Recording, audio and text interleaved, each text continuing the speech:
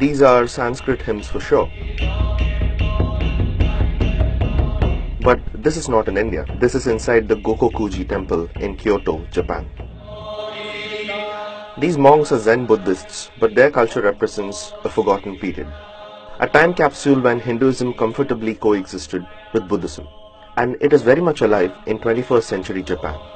Very interestingly, more than 80% of Japanese gods are originally Indian gods.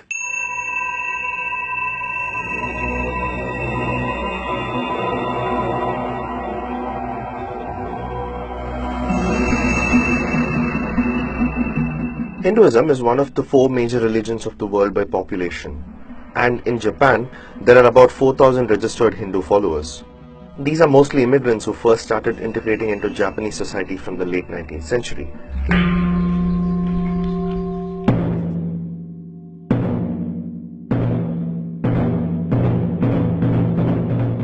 What seems to be hidden in plain sight are the Hindu gods being worshipped under aliases.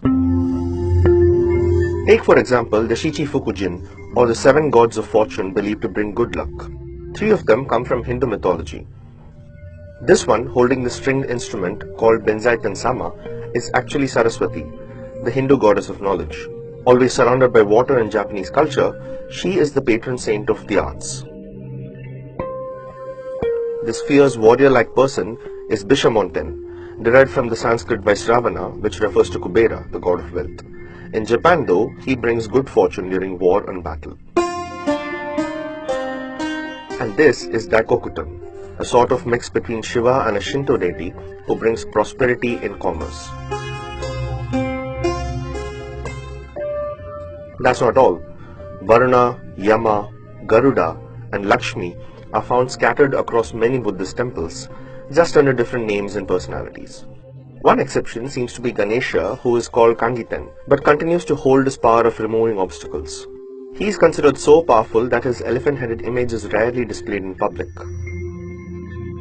Much of this influence is said to have been brought by Bodhisena, an 8th century Buddhist monk who was born in Madurai and spent many years traveling in China and Southeast Asia before finally landing up in Japan.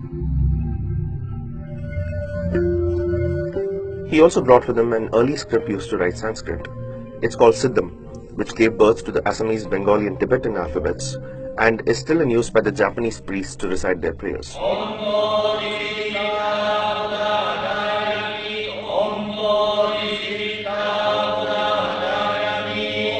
Another important source of religious interpretation for them was the Golden Light Sutra, originally written in Sanskrit and subsequently translated into Chinese and Japanese.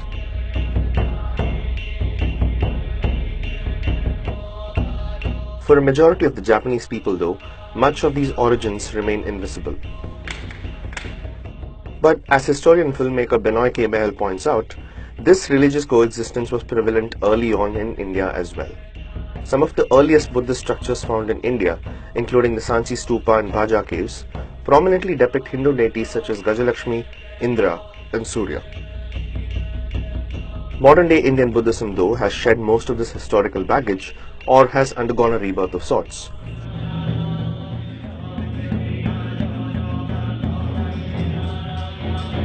Across the seas in the east, a shred of its past continues to exist.